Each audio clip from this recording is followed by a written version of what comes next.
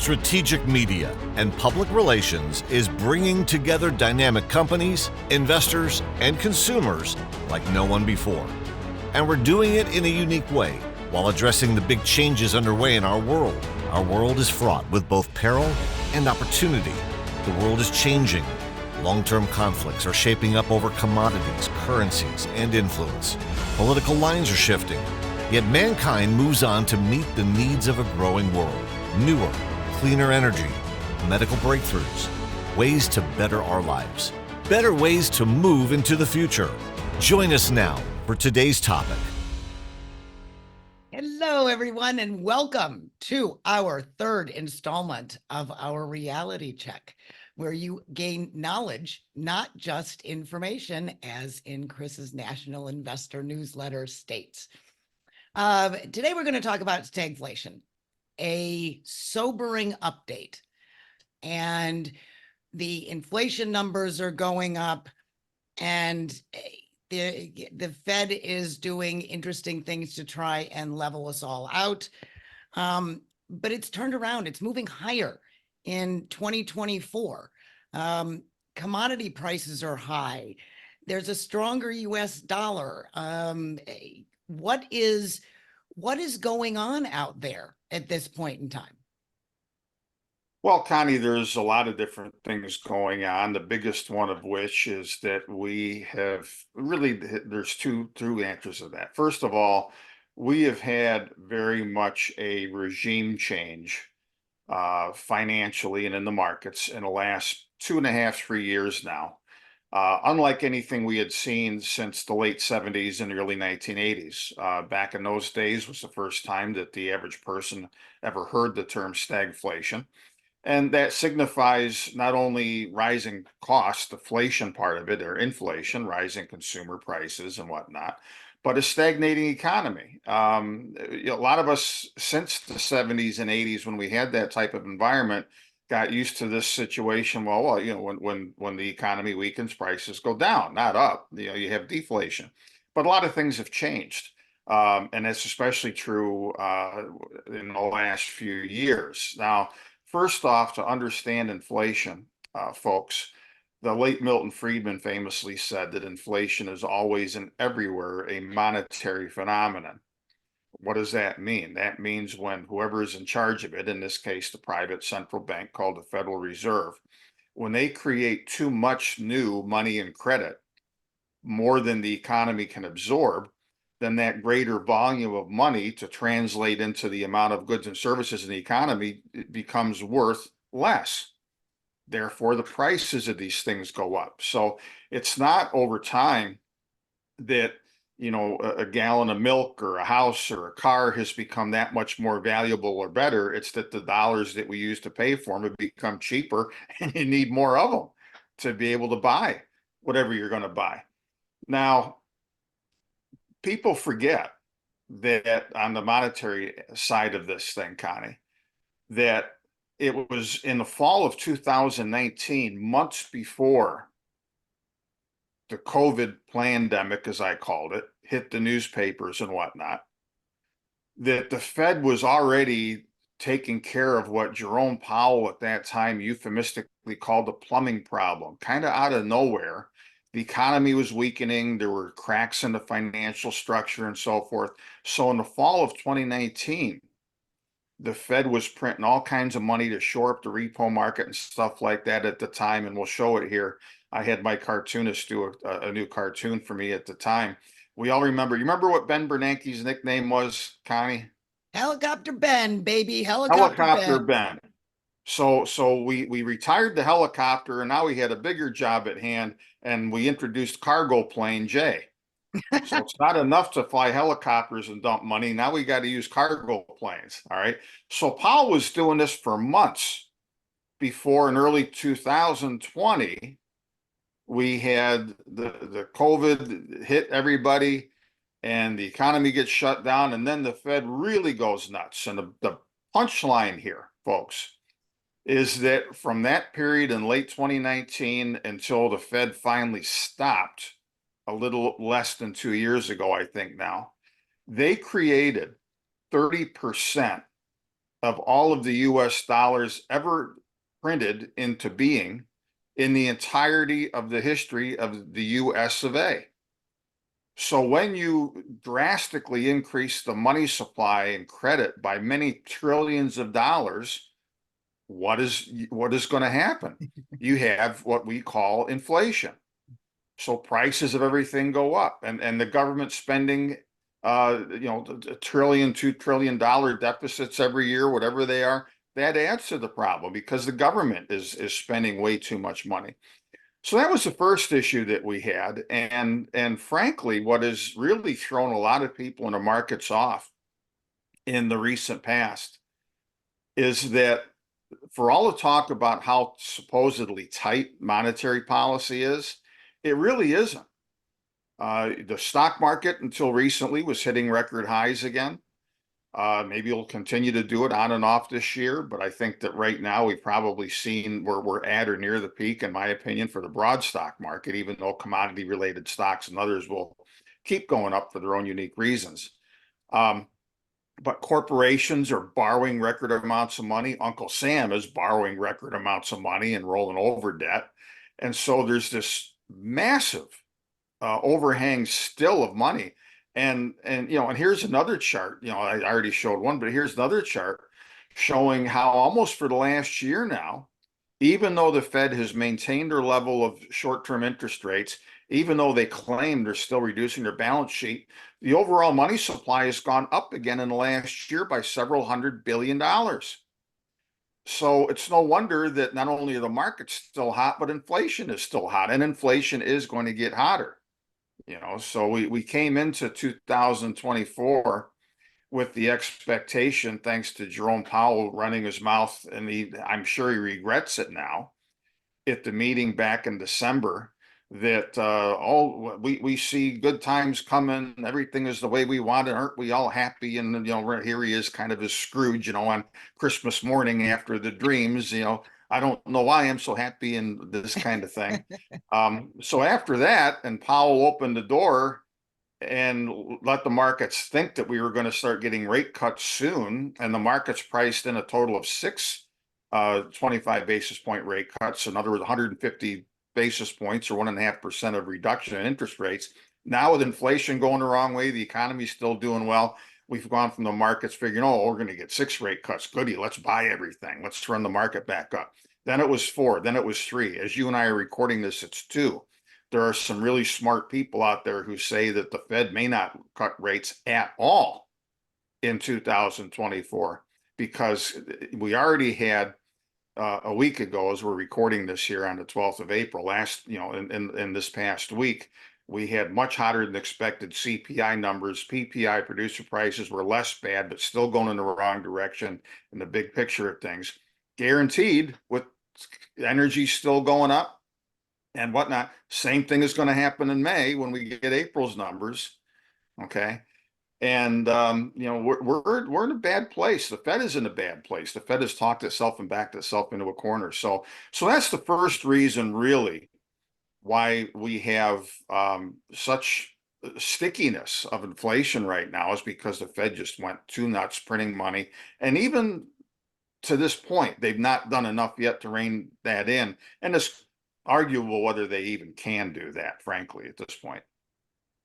So how without getting too much into the politics side of it and staying on the policy side of it, how do they even begin?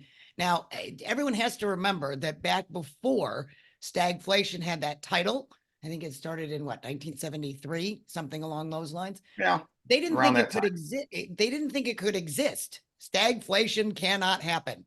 Surprise, it happened. So I found that very interesting. But so how do we get back to the 2% target? I mean, is there a softer landing? Is there and now we're in an election year, right? So it gets 10 times more, exacerbated in this thing. But is there a way to get back to the 2%? And how do you see that happening? There's one way, and that is if the Federal Reserve resumes hiking interest rates and causes a severe recession. and things get so bad for a while that maybe for a while we get to that 2% inflation rate. But short of something like that, or some major shock to global markets that cause something like 2008 all over again, where everything starts falling in on itself and they got to kind of catch everything, that would certainly for a short time lead to much lower prices, because it'd kill the wealth effect. If the stock market dropped a lot, it would reduce a lot of the animal spirits still in some parts of the economy. But short of that, it's not possible. And a lot of people are starting to figure out this too, and this really puts the Fed in a mess. This is their Maginot line, this 2% level on inflation. They say they can get back to it. But look, a lot of things have happened. And this is the other part, and I'm glad you brought it in this way. This is the other part of the reason why inflation is here to stay at a much higher level than we were used to for the last 40 years, because the things that enabled lower inflation and even disinflation for the last 40 years, one by one, they're gone. All right, I'll start with globalization. All right, back when Paul Volcker, in his second act as Fed chairman in his second term, after President Reagan renominated him, he figured out how to go way beyond anything the Fed had done prior in printing money and in running up the debt, but as a first matter, diverting that new debt into asset prices. That was where the term originally called the wealth effect came from. At the cost, at the expense of having to borrow the money to do it in the big picture of things, the stock market had a huge boom through much of the 1980s. That trickled down to the real economy. And see, and people don't forget that Paul Volcker is remembered for entirely the wrong thing as far as his legacy. Everybody remembers Volcker as the guy who came in after Jimmy Carter had a couple of false starts with other Fed chairmen, hired Martin and fired him, and then brought in Volcker. He ran up interest rates, killed the inflation of the late 70s and early 80s. But let me ask you a question. Do you remember what the deficit was when Jimmy Carter's term was ending? The annual federal deficit? I do not. What I remember is the stock market for the very first time hitting 1,000. That's what I remember about that time. Yeah. So anyway, the deficit was 40 billion or so when Jimmy Carter was in office, and that was a scandal. He was getting excoriated because of malaise and stagflation, everything like that. You know what the deficit was when Ronald Reagan left? Well over $200 billion. Yeah, I knew it went up a smidge. And of course, now these days we add yet another zero to that. It's 2 trillion or more. Okay. But back in those days, Volcker figured out how to compress interest rates, have money go into the stock market as a first matter, and then that gave the perception of greater wealth than what we really had. Okay. So what else happened back then? We saw outsourcing of jobs starting in greater earnest at that time, so that the increase in the money supply, unlike the 70s when you had what was called wage push inflation, did not go in wages. I mean, the Americans were losing their jobs to labor in China or Vietnam or Bangladesh or wherever it was. So you had that factor at work. Also, you did not have this big China boom yet, and the big boom in commodities that helped to lead to inflation in the late 70s and early 80s dissipated. So commodity prices even fell fairly steadily for a long time off of their peaks around 1980. And so that also helped the story. All right. So you get the picture, folks. And one by one, all of those things have gone away. So politically and economically, both in this country over the last few years, it has been more viable for people to get higher wages. It is now somewhat a workers' market. It's not like you've got a surplus of people looking for jobs. Unemployment is still low. There's a lot of reasons for that, demographics and otherwise. But we've all heard the stories about how companies, even restaurants, even service companies at various times have had to pay up for labor. You know, you've got minimum wage laws in many states have gone up and you're, $15, $20 an hour now. Okay. So that part of the inflation equation is no longer benign and leading to disinflation like it used to. Commodity prices are going to be the real killer in the years ahead on the inflation picture. It'd be great for people who own the commodities or invest in them. But as far as for consumers, we're in a world of hurt going forward because almost everywhere you look, because of horrid policy decisions in the US, in Canada, in most other Western nations, we have actually harmed the cause of making sure that we have enough fossil fuels, copper, battery metals, other types of energy, just about everything, even a lot of foodstuffs going forward. Everybody got so complacent with these cheap commodities, they're going to be with us forever. No, they're not. So you've got a lot of supply shortfalls everywhere you look, number one.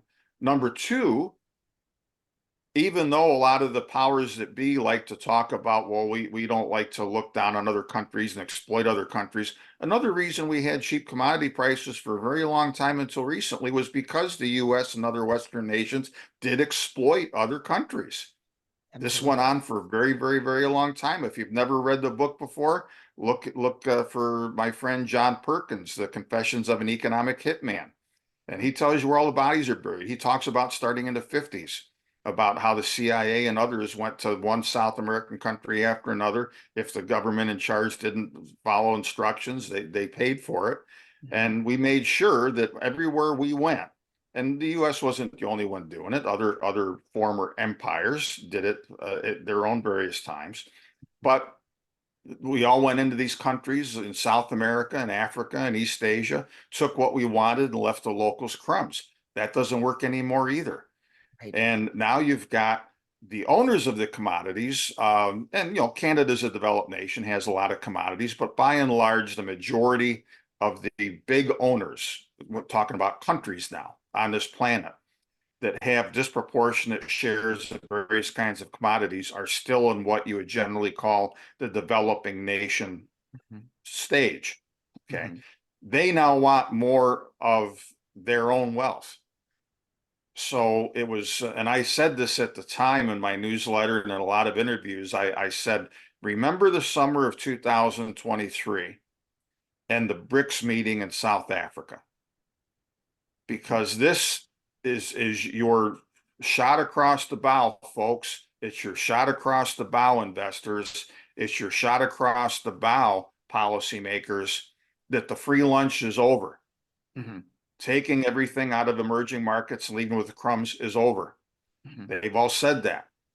So the cost structure going forward of all of these different commodities is going to go up substantially in the future, because the owners of the commodities want more. Because in Canada, you've got to make the First Nations a bigger piece of the puzzle. They want ownership. They want more skin in the game. South American countries, they want more skin in the game. Until they get it, there's some of them that I think are overreacting. I mean, you had a big copper mine just shut down in Panama. You had another big copper mine just in the last few days that got shut down, not for the first time, in Peru. Why? It's all because these countries are rebelling against the former global order. And hey, these are our commodities. We want more for what is ours. So that's another big reason why going forward, we are going to see chronically higher prices for just about everything. So history is maybe not repeating, but it's rhyming, as my father used to say on a regular basis. So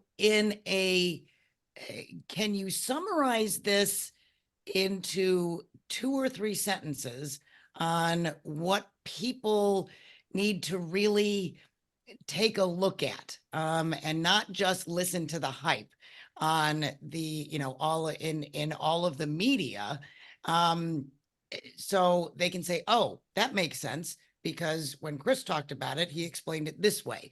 Can you summarize it just a little bit so we see kind of where we are and where we're going, and what that means. I mean, other than the higher prices all around, but give us a little bit of a sense on what to look for and how that pertains to every American out there. Well, look, Connie, I think to really simplify it, I think everybody, unless you were among the types that was either at President Biden or President Trump's recent big fundraising soirees, then money is no object. But increasingly, apart from that demographic, the majority of Americans are going to start learning more and more as the months ahead and years ahead go on to distinguish between wants and needs. We have been living in a fantasy world for quite a while, thanks largely to stupid policy, thanks largely to a broken monetary system that for a while had interest rates at zero and seemingly enabled, if we have to go back a few more years for this, it enabled homeowners to make stupid decisions and buy houses that they couldn't afford just because the money was free or cheap and made them make bad decisions. Some similar bad decisions on what we spend money for, similar bad decisions on the part of all these students that have got tens and hundreds of thousands of dollars of debt for what? For going to school to learn how to carry a protest sign and change your gender. I mean, let's get real, folks. This is a reality check. We're going to start to learn real fast that a real world is coming back. And that this is not all magic anymore. It's not all magic that the stock market always goes up if you buy the right big cap tech stocks. We're going to start looking at things one by one again. What makes sense in the markets? If you're an investor, what sectors and companies have pricing power that are going to do well in this great stagflation environment that we're getting deeper and deeper into, and that is not going to go away. Right. No matter what any politician says, no matter what the Fed might be hoping and keeping its fingers crossed for, it's here. Right. All right. Just the interest alone, Connie, and this is another major drag we're going to have in the economy. The interest alone on the national debt recently went over $1 trillion a year. That's not going to change. And what people aren't prepared for, and it wasn't on anybody's bingo card talking about the market specifically for a second. It was on nobody's bingo card when this year started that the Fed may not lower interest rates at all. And whether they do or not, but especially if they do lower short-term rates, that longer-term interest rates will exceed last year's levels and make new highs. That's a prediction I'm making right now, and I've said this a few different times. Don't be shocked when the 10-year Treasury yield, which is the big market everybody looks at, that peaked right around 5% last fall, it will go above that before this year is over, maybe before we get to summer, at the rate it's been going recently. And that's because there's this enormous supply of paper that needs to be financed. It's because the markets are finally figuring out that inflation was not a flash in the pan. It wasn't transitory. Okay. The Powell's favorite word now with a couple of the other Fed heads is, well, bumpy. It's going to be bumpy to get back to our target.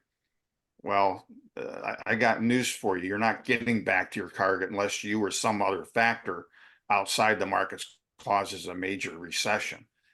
So that's going to start sinking in more and more, this reality as the year goes on. It's going to cause a lot of changes in the markets. It's going to cause overvalued stocks to come down. It's probably not going to hurt commodities that much, unless we saw a real uncontrolled spike in interest rates again, but who knows? So again, this renewed world of when it used to cost a fair bit to borrow money, so you better know what you're doing. You better make sure that the house is worth it, the car is worth it, whatever. You better make sure your paycheck covers it. All right. Maybe you buy the private label goods. If you look at a bottle of ketchup, at the ingredients, there's no different between the $4 bottle and the $2.80 bottle. Maybe you want to start buying a $2.80 bottle. And there's a lot of that going on. Absolutely. Absolutely. That's that. They were talking about it recently about the store brands. Target comes to mind because I tend to shop there for my stuff. and everybody is leaning toward the store brands. So as that all happens, and with the dollar doing what it's doing and the economy, and we're hearing, we're going to do this and we're going to make this happen on the policy end of this. Does that mean we're doomed and I should just hide under my desk and not come back out until the election's over and 2 years have gone by? And are we doomed? Please tell me we're not doomed.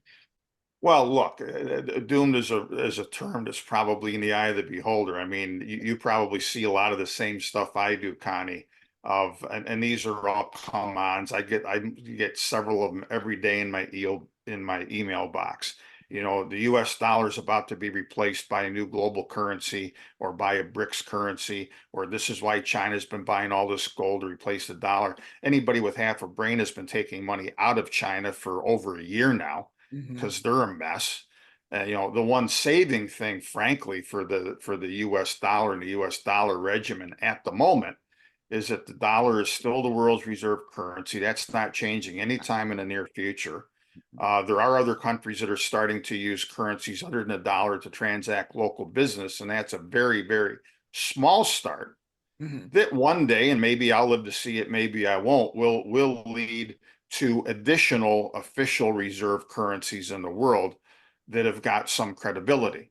Okay, but at the present time, the dollar is not going anywhere. Furthermore, with the one strange exception of the Mexican peso for the last year and a half or so now, where the Mexican peso has actually been very strong against the dollar because of some individual dynamics. We talked to our friend James Anderson, the CEO of Guanajuato Silver, one of our companies that we cover, about this dynamic. But aside from that, if you look at the US dollar index, it's been strong recently because for all the problems that we have, they're worse in Europe.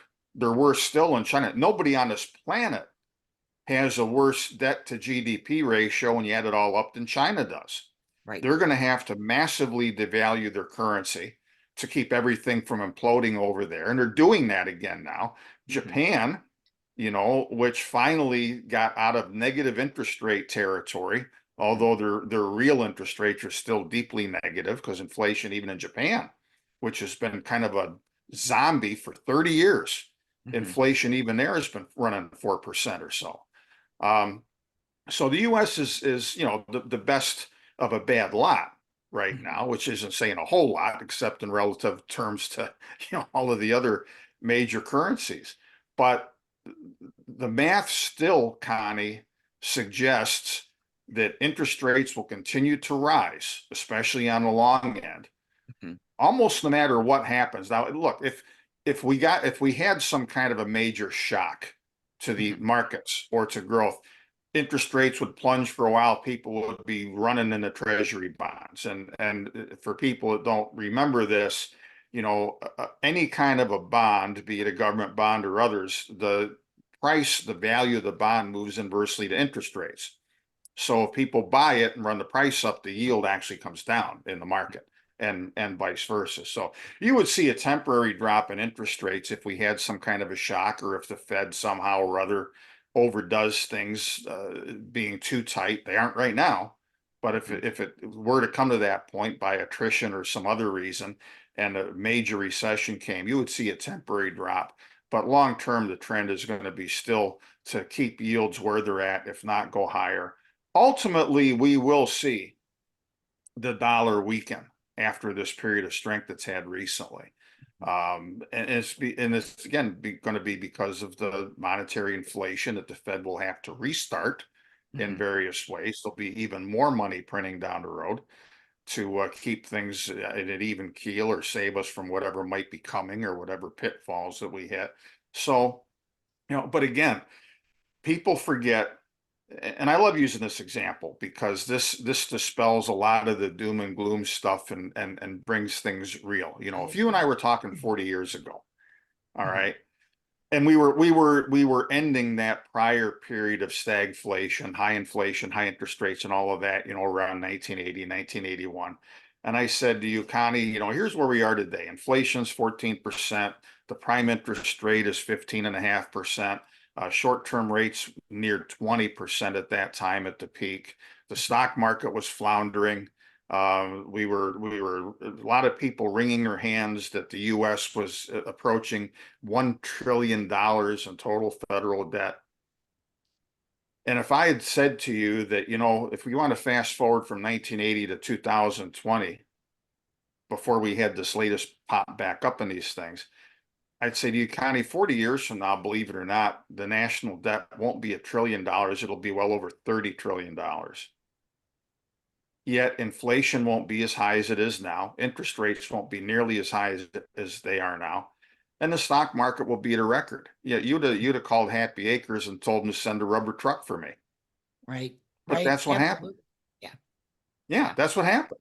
Yeah. And you know what? Let me tell you this. In 20 years from now, the Dow Jones average, which is 33,000 and some change as we're recording this, in 20 years, let's say the Dow Jones average is 100,000. Odd. Does that mean that we'll have great renewed prosperity? No, No. because as you said, you go back actually to 1966 briefly, the Dow hit 1,000, went down, hit 1,000 again in 1972, went down, finally hit 1,000 again in 1982 or three, and then it kept going. Okay. When the Dow, even in the last of those instances, in the early 80s, when the Dow was 1,000 and today the Dow is 33,000, does that mean everybody is 33 times better off? The average American, their household, their financial statement, their balance sheet, their savings, is the average American household better off today with the Dow at 33,000 than it was at 1,000? Well, yeah, because government keeps saying you don't have to pay back any loans, you don't have to do this, you don't have to do that. The policy is saying, you may do great, but the rest of you are going to pay for it. So that's frightening in and of itself as well. Well, that's for some people, but to answer my own question, no, the average household is not No. better off 40 years later No. than it was in those days.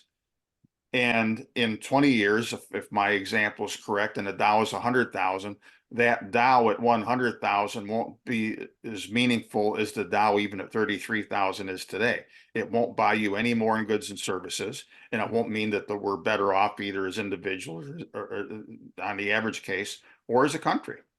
So it's all a function of the central banking system that has utterly no checks on the amount of credit that it puts out, because at this point it can't. Right. We're gonna do another one of these reality checks here, and hopefully in a not too distant future, where I really dig into the nuts and bolts of how debt works and how we got here, and why this debt that we have can never be paid off, and why the only outcome until the system crashes or is changed by some major force, the only thing that can happen is that we continue going farther and farther and farther into debt. And even that will only make it maybe a little easier to just service what's out there now. It's a mathematical impossibility to pay off all of the debts that are out there. We just roll over, extend, pretend, loan more money to pay the old money and that kind of thing. That's the world and system that we have, regrettably. Right. Right.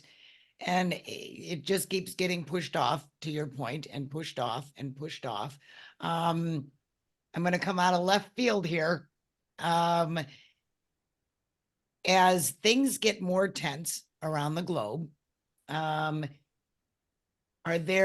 heard somebody say the other day that war is the answer. If we get involved in the war and we go back to everybody pitching in and everybody doing this, but I don't want to go to war. I don't think people want to go to war. Not necessarily, certainly not with the adversaries that we have out there. So kind of what I'm hearing is a little bit of planning, a little bit of preparedness, and just keep your eyes open and don't hide under your desk and don't think that everything's going up forever. War and stagflation feed off of one another. One is an excuse or an outcome of the other. I have used the example many times, and this does deeply concern me. And I'll go on the record, folks. I'm sure I'll annoy some people in saying this. I support neither the senile, doddering old fool that's in the White House now, nor his orange would-be renewed replacement. And the reason I don't support either one of them is because neither one of them has a plan to gut the war machine that the U.S. has. The U.S. spends more money on the military and so-called defense, which has been more offense for a long time, than the next 10 countries combined, which includes China and Iran and Russia, more than all of them and 7 other ones combined. All right. And it's a terrible thing that this country's done for a long time to not move more for peace. We've got this empire that the U.S. has presided over since the end of the Second World War. We don't want to lose it. Nor do the politicians that keep voting for this money want to lose the contributions from defense contractors and so forth. But beyond all of that, let me remind you of an important point of fact from history of 20 years ago, a little over 20 years ago. On September 10th, 2001, folks, we had a bear market in stocks already after the NASDAQ bubble primarily, but the broader stock market too is losing all of its air from the peak in early 2000. The U.S. had gone into recession. George Bush was Jr. was very unpopular, is a spoiled frat boy that's only president because of his last name and doesn't know how to get us out of this mess.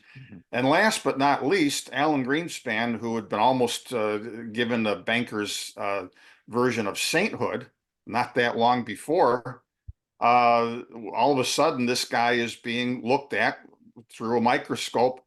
You're the idiot that caused this all and caused this bubble in the 90s in the first place. Okay. The next day, September 11th, all of that went away. Why? There was a little because 19 terrorists flew little... airplanes into the World Trade Center and the Pentagon and wherever the fourth one that crashed in Pennsylvania was heading. And now all of these things have been going on for the last couple of years. Weren't policy mistakes, weren't Alan Greenspan's fault, wasn't anybody else's fault. It was the fault of the terrorists. Okay.